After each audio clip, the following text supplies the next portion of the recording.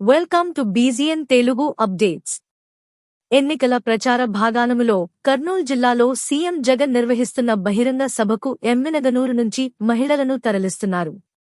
వైకాపా నాయకులు మహిళలను మభ్యపెట్టి కవర్లలో డబ్బులు పంచుతూ సభకు తరలించే ప్రయత్నం చేశారు.